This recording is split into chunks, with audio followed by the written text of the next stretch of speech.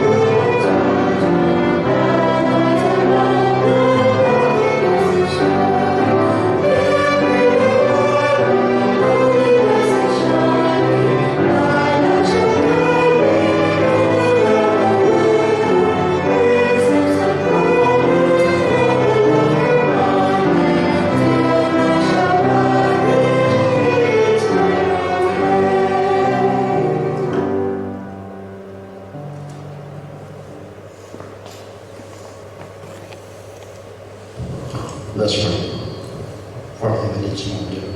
We come from the presence this morning, and as we pray to this beautiful day, we pray, Lord, that you be with us, and God bless each one of us. We pray for those our brethren who still on the way without taking them and send them peacefully in this place to worship, that we might be able to enjoy the Sabbath day. And we pray, Lord, that your holiness be in our midst. Your presence abide in us as we continue serving with you through worship. And the blessed participants and your holiness be upon them. And take this as a prayer here and as I pray in Jesus'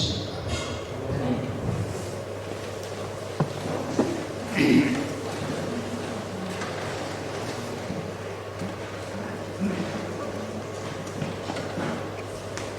Good morning, everyone. It seems that suppose it's Tanya supposed to be doing the Sabbath school, but I don't know what happened. So while waiting for her, I think she's coming. She's texted me yesterday. But what we can do is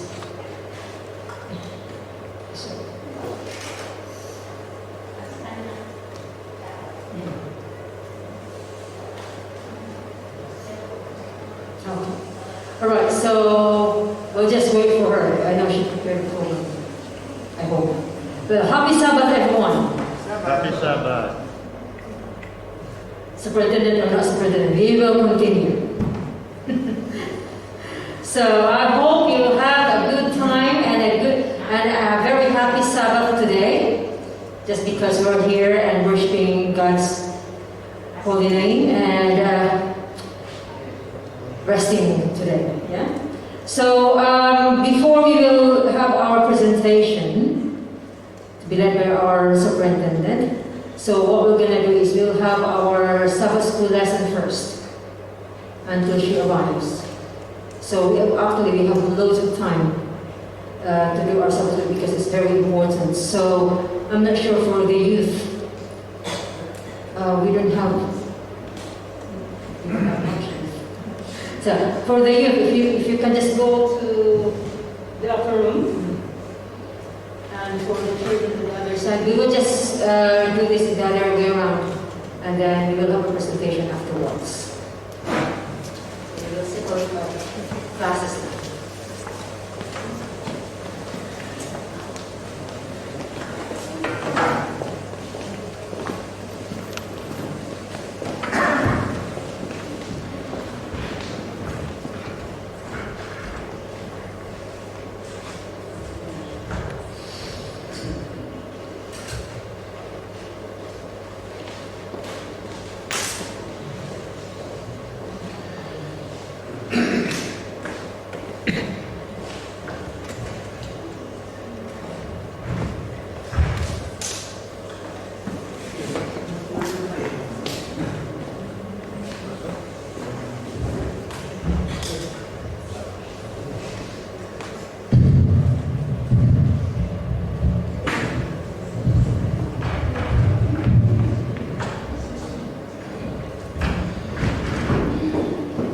Good morning to everybody. Good morning.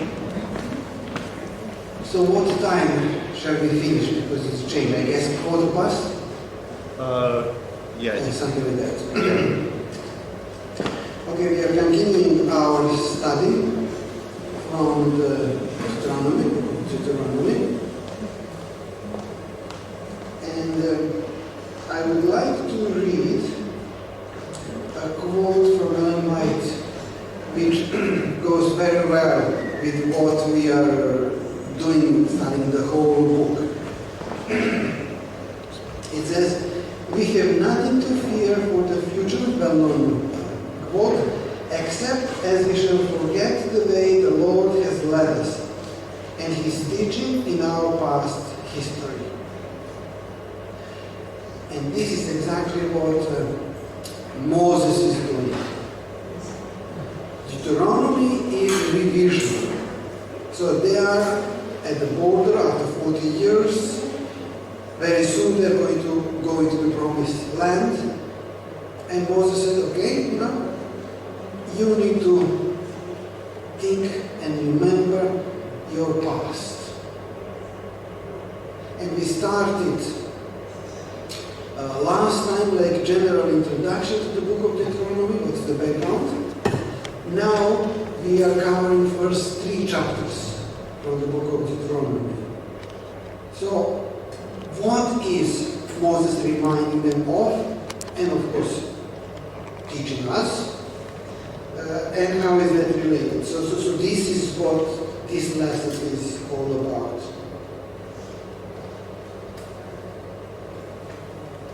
Okay, so let's go to Sunday part. So the story has happened and is recorded in Exodus chapter 42, and Moses is reminding them of this story. If somebody could please read Exodus chapter 32, verses 29 to 32. Exodus 32, verses 29 to 32. Exodus chapter 32, verses 29 to 32.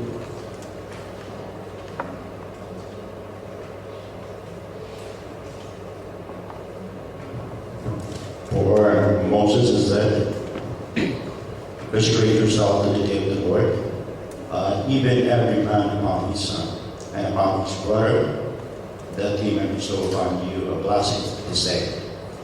And it come to pass on the morrow that Moses said unto the people, "Ye have sinned a great sin. And now I will go up unto the Lord, paragadventure, shall make an atonement for your sin." And Moses returned unto the Lord and said, "Oh, these people have sinned a great sin, and have made them gods of gold. Yet now, if thou wilt forgive your sins, and if not, blot me, I pray thee, out of thy book, which thou hast written." Thank you. Okay, so Moses is reminding them of which story? The golden calf. The golden calf. What is the point? What is Moses trying to tell them, reminding them of this story? They've been unfaithful to God. Okay, that they have been unfaithful to God. What else? They are having a doubt while waiting, and they had like long time waiting, and they could not hold their patience for Moses to come over, and then they built their own God. So there are doubt. Thank you. Any other comments?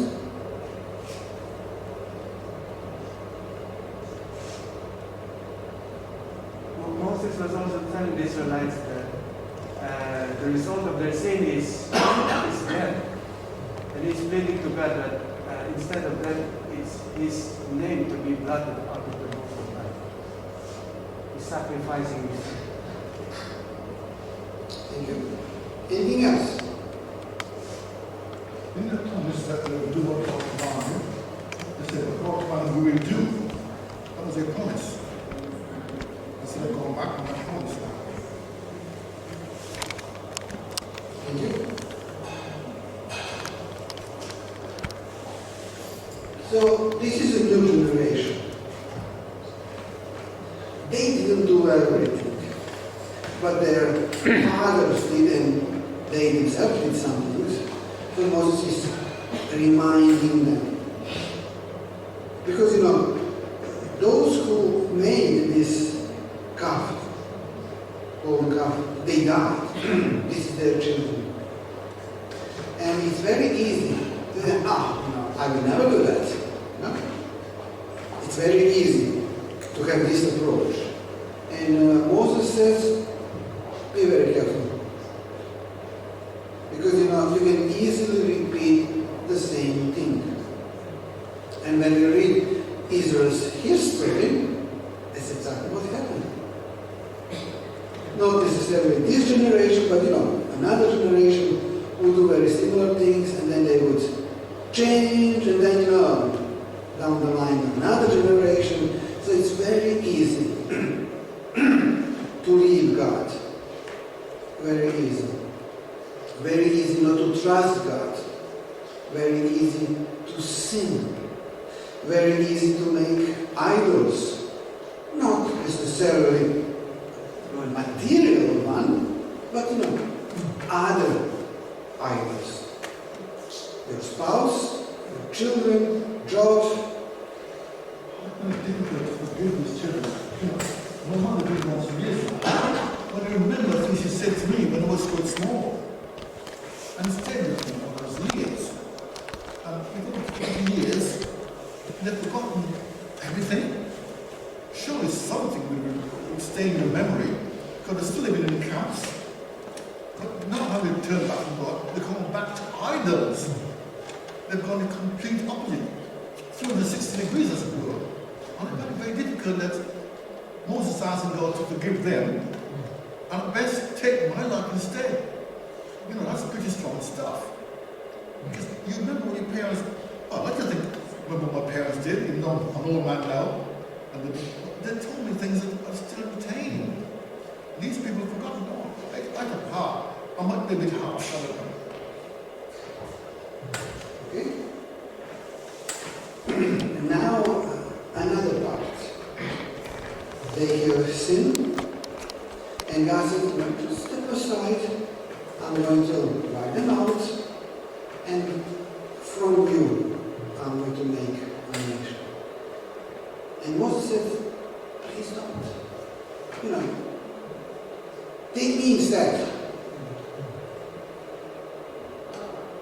How many of us are on this level of loving people? When you read the story of Moses, there were moments when Moses, it's too much. I cannot bear it. It's too much. It's not that everything was nice and easy. But Moses was on this level now, willing to sacrifice himself. And the whole universe is based on love before sin came. Serving. When you read, I think it's Gospel of John, Jesus is talking to the Father, glory, I'm glorifying you as you glorify me. They each, the Godhead, the Trinity, they each glorify the other two all the time. And sin said, no, I'm to glorify myself. And Moses came to that level that is willing to do things for others. So Moses is reminding them, on one hand, how easy it is to sin, and also he reminds them of where they should aim, to love unconditionally, to serve. And this reminds us, of course, of Jesus, who went, way, way further down. Any other comments on this story before we move to the next story?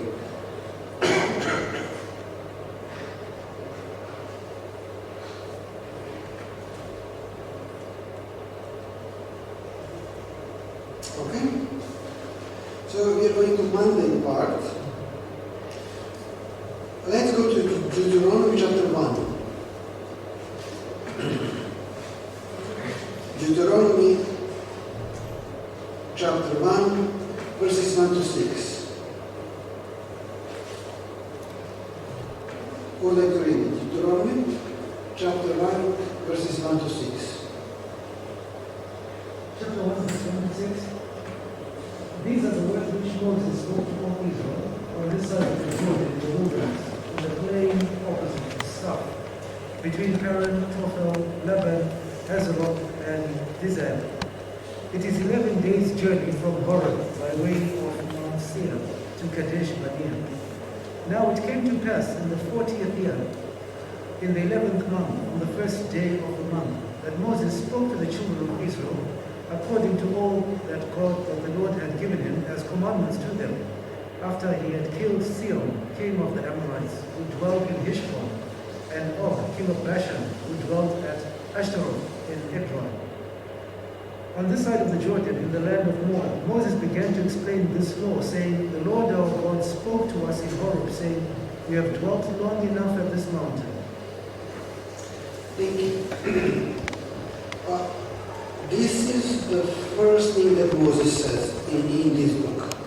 This is the last speech before he's going to die, they're going to enter the promised land. So what is Moses saying here? What is the main point?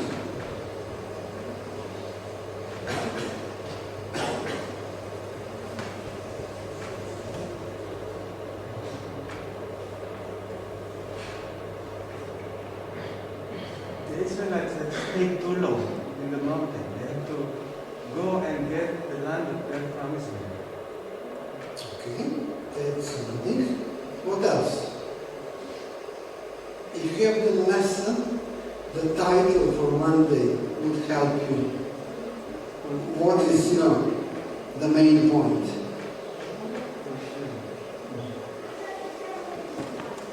This first part is a history lesson.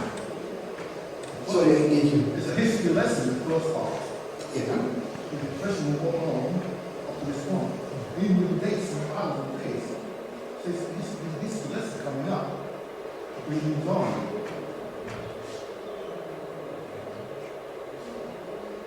In verse 3, it says, in the 40th year, at the end of this 40th year, 11th month, okay. In the 40th year, what does this tell us? What is Moses telling me? It's the prophecy fulfilled when God punished the Israelites that for one day, it will be a year, equivalent for 40 years. They will be roaming around. So, it was around 2 years when they left Egypt and when they firstly, when they were supposed to get in, it was around 2 years. And then additional 28 years they stayed.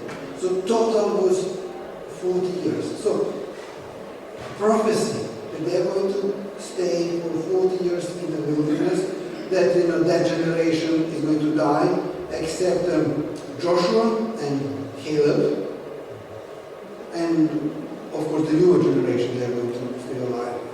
So Moses is telling them, exactly as God has prophesied, said, this has happened. Because they have 2 more months to have full 40 years. First day of the 11th month, 40th year. So very soon they're going to enter. Prophecy has fulfilled exactly as it was told. So they should, Moses is trying to teach them to remember what God says, because what he says is going to be fulfilled. Any other comment on Monday part?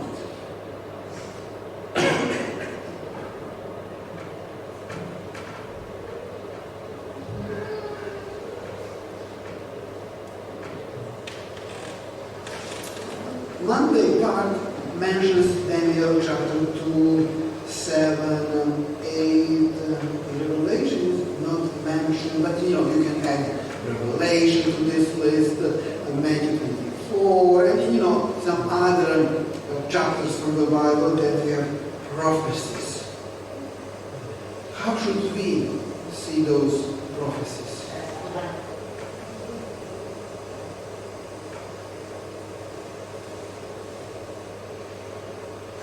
Look at an example from Moses in Deuteronomy. I guess we could look at them in 2 ways. They've got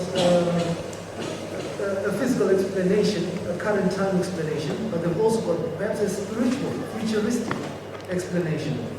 Because when we look at Deuteronomy and Moses, we can see that yes, we've got the idea of the number of years physically, but actually what we also have in the background is the spiritual promises of God for us, which are the things we don't see, but we can rely that God's word is true, based on actually the promises that do come to fruition, which we can see, the physical evidence, sometimes of the promises that are more spiritual as well.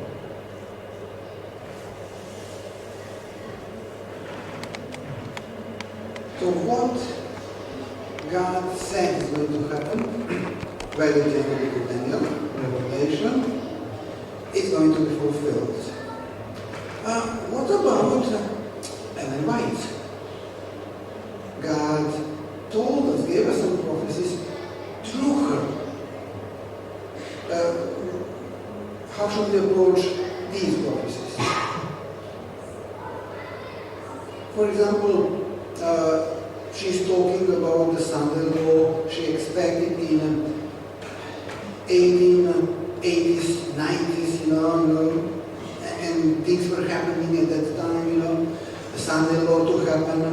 And as you know, time passed by, she died. More than a century later, we are still here, no Sunday law. So how should we see this? And maybe you are thinking, why am I mentioning about Sunday law? Because recently I was listening a presentation by Adventist lecturer. It may not necessarily happen that way. It was for her time, but might not. It could happen. It's not saying that it will not. It could happen, but it might not happen. She is. There are two types of prophecies: apocalyptic and classical prophets. She is a classical prophet, and might not necessarily happen that way. He's talking about conditional prophecies. We all know conditional prophecies are conditional prophecies. If you do this, then this is going to happen. If you do that, that is going to happen. What Ellen White is talking about, the Sunday law, was that conditional prophecy. And you read it. It's not. So, even today, we can either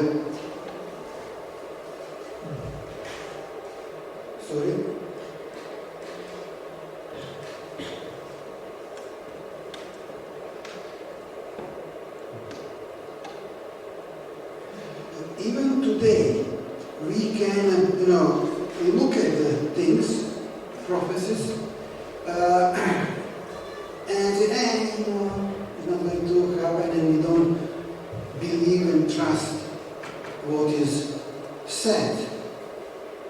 So, pardon. What was surprising, when you listen, it's three-part presentation. I listened to. I want to listen to the third one as well. When you listen, it's so logical. Unless you realize, foundation is shaky. When you start, it's problematic. Everything else, if you accept this, everything else is logical. And what happened is, so when I was studying theology back home, my professor, I had and still have great respect for him, couldn't see problem with that. So we need to be very careful, because things could be very logical, but that's not what really means.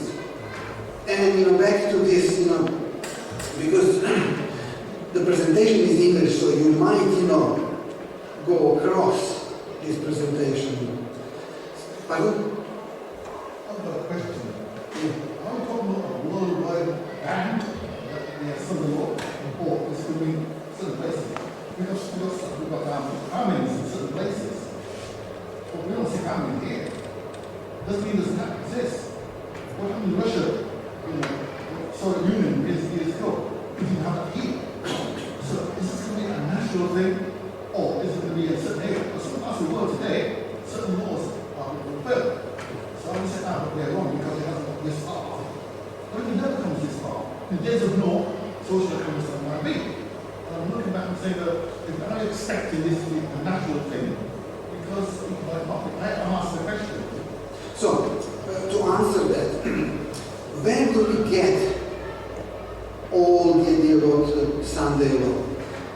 Basic is Revelation chapter 13 and 14. It's there. It's talking about Revelation 14 verse, I believe is 7, the first angel's message. There is one group, those who worship God who created the heaven and the earth. I'm not good in foreign English. And how do we worship Him? Keeping the Sabbath. And then in chapter 13, but also in chapter 14, we read about the other group that is going to worship the beast. So when we put everything together, it's opposite. You either worship true God, keeping the Sabbath, or you worship the beast, and the devil is behind that, by what? Doesn't say specifically, but it has to be opposite.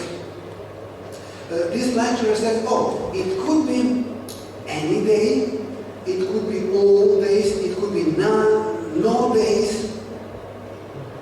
It's like, professor for the revelation, expert for the revelation. It's like, where did you get it? It's not there. Then, we have on the top of that what Ellen White does, which is very clear. When you read Revelation, some things are not that clear. I forgot to mention, it's going to be worldwide, because Revelation 13 is saying,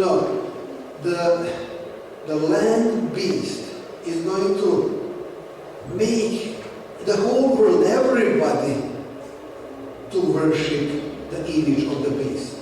So it's going to be not just one part of the world, it's going to be a whole world, according to Revelation 13. And my brain is not working properly. Corona has some still impact. I jumped and now I lost what I wanted to say. Yeah, okay, so, yes, I remember now. So Ellen White, after 1880s and 90s, when it was like, it's happening now and stuff like that, years later, the quote is from 1905, second is from 1909. So we're talking about some 15, 10 years later. She's still saying, the Sunday law is going to happen. So, there are going to be people, good Christians, good Adventists, and understanding many things correctly. But then, there are going to be some things that like, this is not good. Moses is telling them, prophecy has fulfilled exactly as God said. Of course, Jesus said, when things happen, and then you look back, you're going to say, I can fully understand. We cannot fully understand how some things are going to happen. But some things are clear.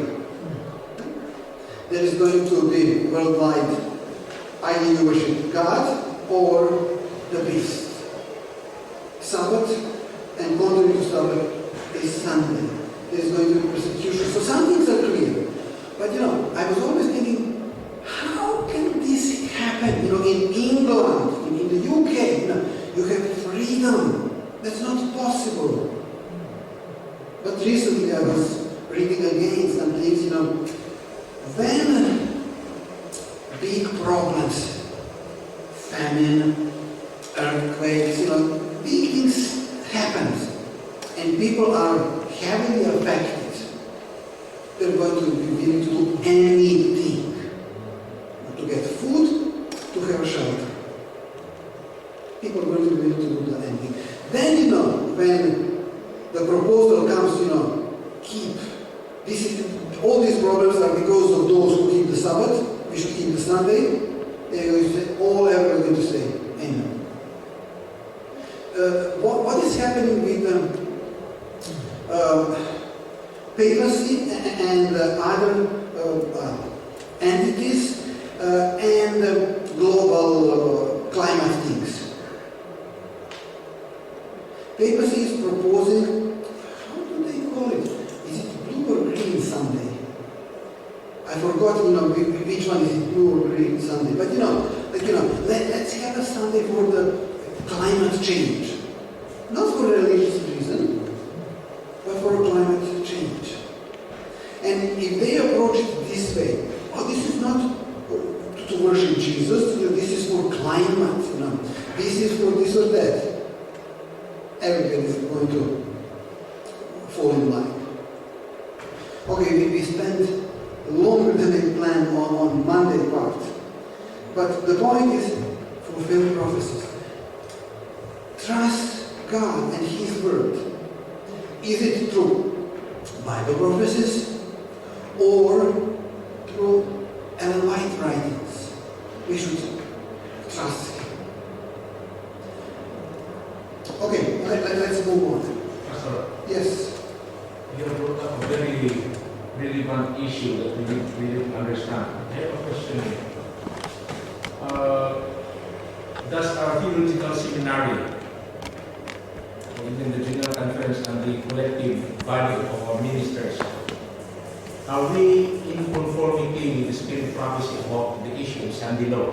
That Sunday law is happening, and it is in the pipeline, and this will be international, and this can be a precursor of the Great Tribulation, the loud cry, and the persecution of the God's people just prior to His coming. Are we in conformity, or are we in agreement to this Ellen White's prophecy? The problem is not General Conference. The problem is not leadership in general. I'm talking about single individuals who are influential. What is the problem with the general? I don't see a problem. There's a problem. But when Elder Wilson said that there is no Sunday law in the pipeline. Did he say that? Yes, he said that. Personally, I heard about it. He was talking about there is no Sunday law in the pipeline. He himself was talking about it. Okay. I don't know anything about that. If he said that, if he said that, he is wrong. But I would have to read his comment in the context. So I cannot really answer this question. But personally, this is maybe him saying on his behalf, not on behalf of the Great General Conference. Okay, but because, for example, statement is the leader of the church is saying that it creates a lot of reaction from the church because he should know better as a leader of the church. Yeah. By saying I agree. He's responsible. Could you please forward me what he said so that I can read for myself? Because if somebody else asks me the question. He said that because I heard that personally. Yes. Okay. So, but for example. So we have a problem in the general. As far as I know, if there are things that I don't know, I don't know. Because I heard some of our theologians are debunking about the spirit prophecy. They don't, especially here in Europe, a lot of our theologians, we downplay the spirit prophecy. There is no 100% trust in the spirit prophecy, and they don't even talk much about Ellen White in the seminary. How true is it? So it is true that some individuals, lecturers, leaders, they don't believe in Ellen White or other things. Okay, so that is true. Individuals. But as a church, I don't know, I never heard as a church officially to say anything like that, officially. But please forward me that so that I can investigate, because I cannot answer the question that I don't know. Yeah, because I'm wondering why we still have ministers employed by the church organization and yet they don't believe in the spirit prophecy. Because we are 100% trust in spirit prophecy. And why just they're there? Why does the church allow them to be there? And they can be. I'm not a administrator, I'm not employing them.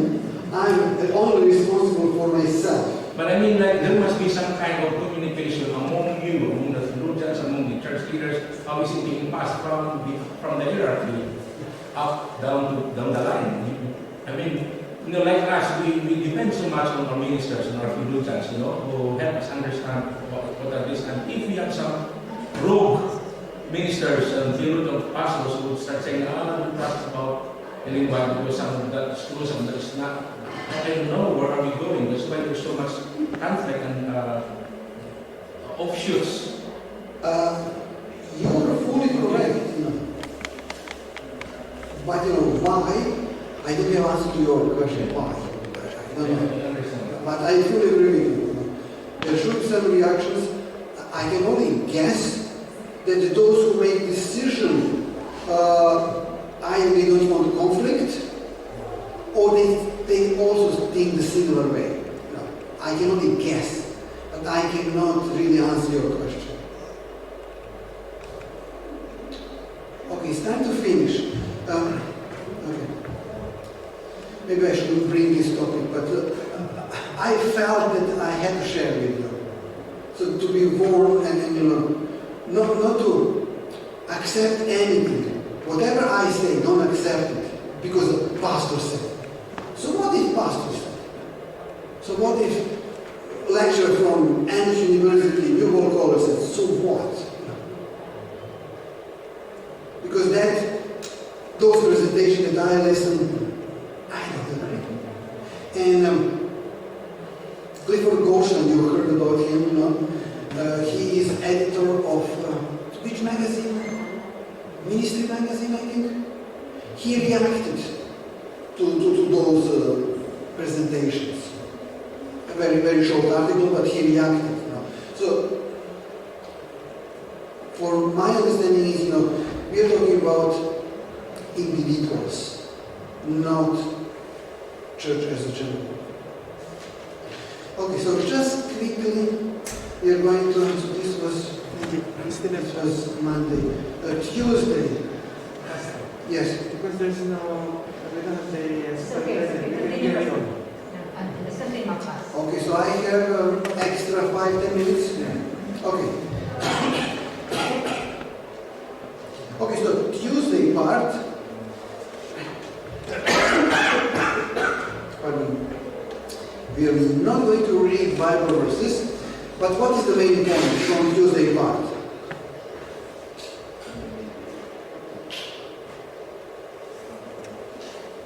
The title is 1,000 times more numerous. So, and this is in reference to the, what is the name?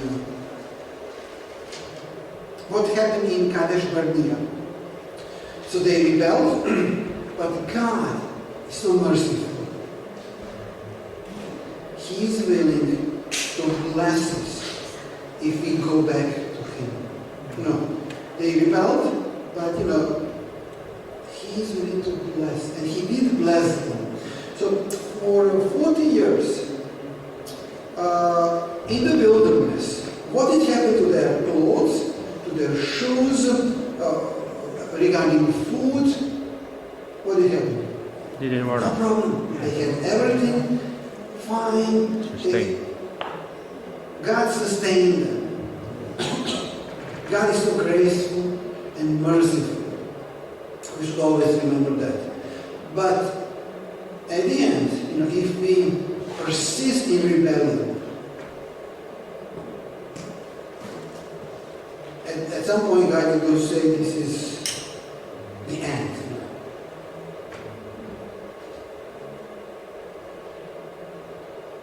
Another thing that Moses is learning them, reminding them, is they had to be organized. Moses couldn't do everything, so there were some leaders and things were organized. Some people are against organized religion. And I like, as the author said, they prefer not organized religion. Is that better? They don't want religion at all. That's where they are going.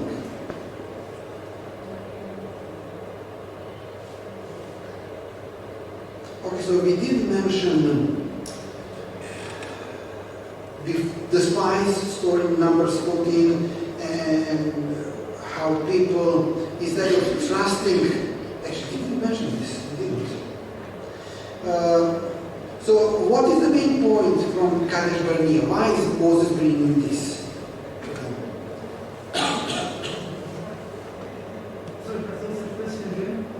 So, when spies went, that story, so what is the main point about why is Moses bringing this back and reminding them?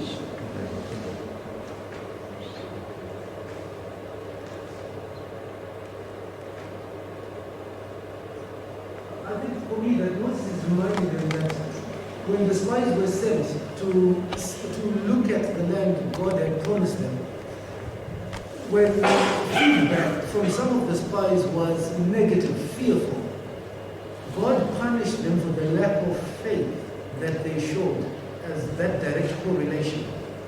And for those who came back with an accurate feedback on what they had seen, beautiful land, fruitful, ready to be farmed.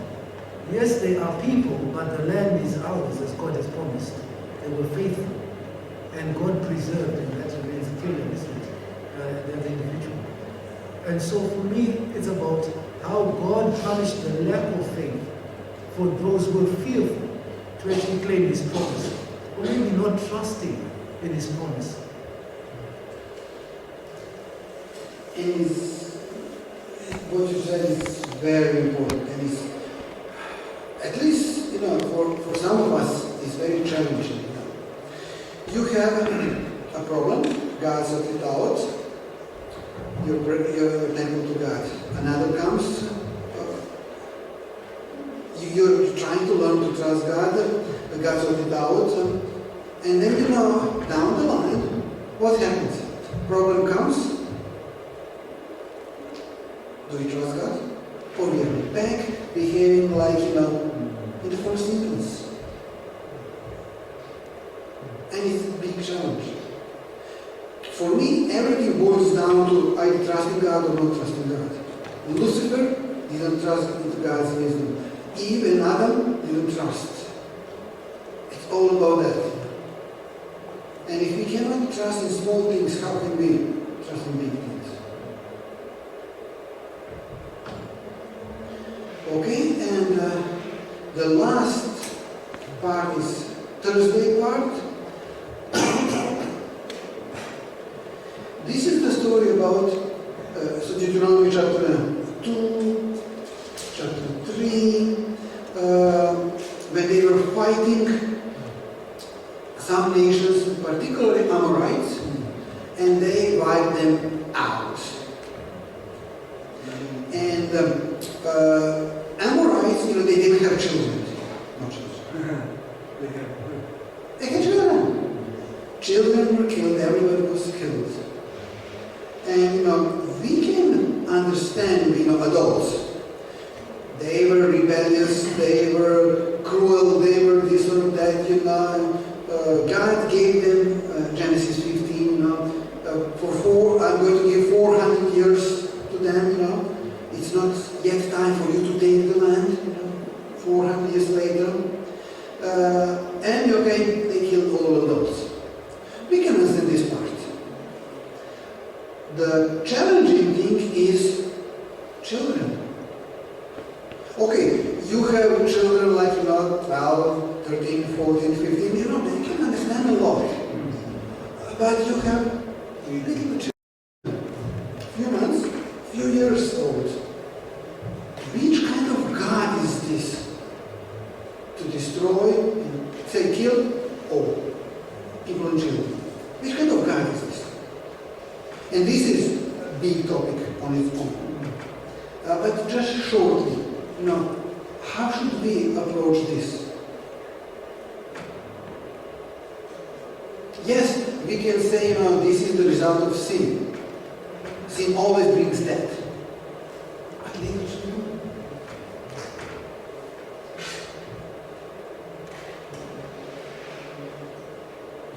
there are things that we don't have exact answers. One thing that at least I don't know, what is going to happen with those children when Jesus comes for the second time? Are they going to be saved or not? I don't know. So I cannot answer. What I do know is that God is loving and He is just. So whatever is loving and just regarding these children, He is going to do. I don't know the answer. But I trust God that He is going to make the right decision. Why do I trust God? Because of everything else. He sent His Son to die, who is God Himself, to die for us. So God died for us. When you have God who died for you, this tells you how much He loves you. On the other hand, we see justice. So God is both. On the cross, justice and love kissed each other. I don't know. This is what you say in my language. But I don't know if you say something similar. Met together. Justice and love on the cross met together. And both are satisfied on the cross. So, although we don't fully understand why, we can understand adults. That's not the problem. But children? I have recorded one short video on this topic. Just to mention one thing is, imagine that, God said, okay, leave little children up to age 5, 7, I don't know, whatever, kill everybody else. And now you're going to be parents for them. What would happen with them? Okay, they would know that, their parents were killed or separated from them. Older would teach younger, this is what they did to us, And what would happen? I'm just imagining. Rebellion and terrible things would happen. So we don't have answers to these questions, but we do know that God is loving and God is just. So I'm going to stop here. It's time to finish Sabbath school lesson. But as we read in the beginning, let me read again. We have nothing to fear for the future, except as we shall forget the way the Lord has led us, and His teaching in our past.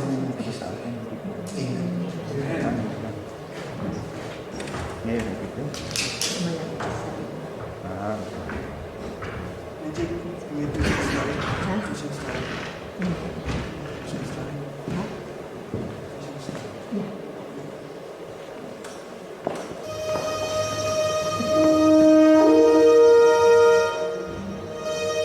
Moving to a new country can be a difficult experience. New food, new language, new culture. It can be overwhelming and even scary. Adventists in South Korea wanted to create a space to help people integrate into the country while feeling supported.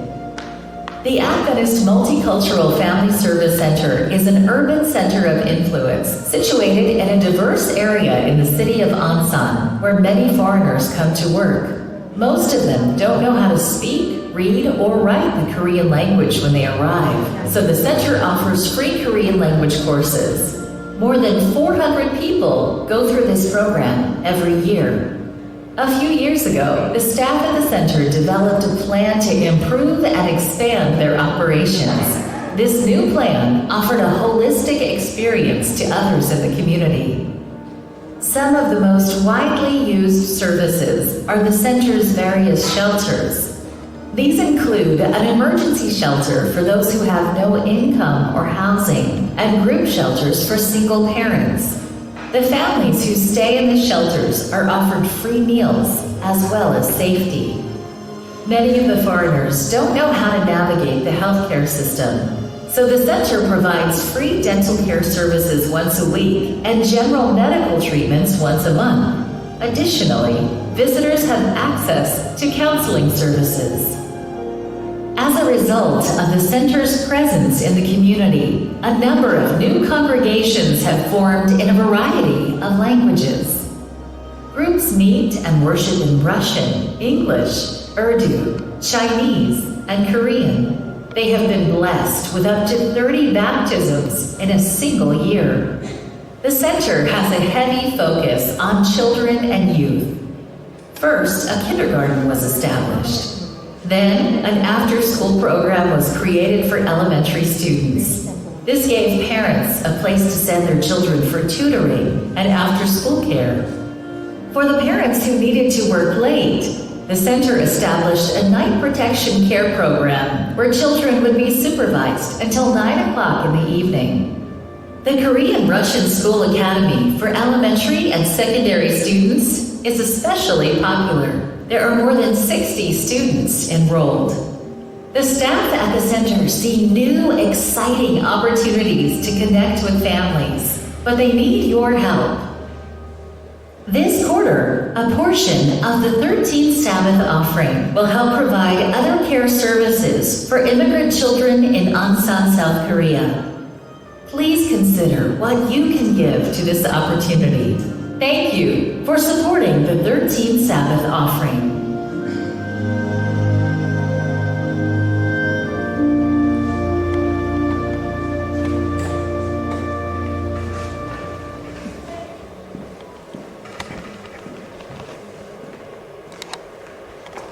All right. I think the pastor mentioned a while ago regarding being forgetful when you get COVID. Okay, but still praise the Lord that we managed to come here. We didn't forget to come here. Actually, I'm supposed to be the superintendent today. I forgot it. Amen. Well, so you see, I've got 2 doses of COVID. So pardon me. we swapped. But anyway, we managed it. Thank you, Pastor, for the wonderful lesson study. And so we have a very special program today. So we'll just have to continue our program. And I would like to thank you as well for the participants that participated.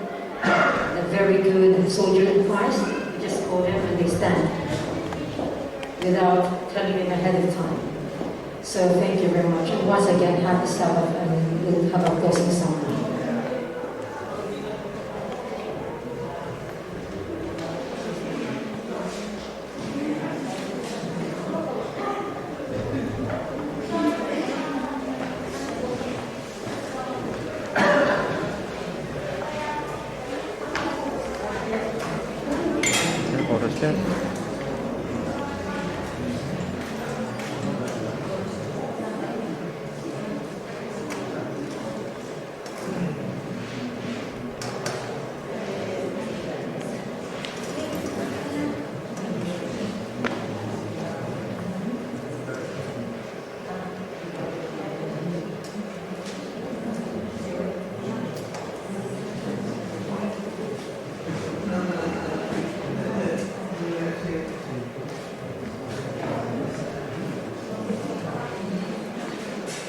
Closer Sabbath school let's open a hymn on hymn number 8. We gather together. Hymn number from his presence.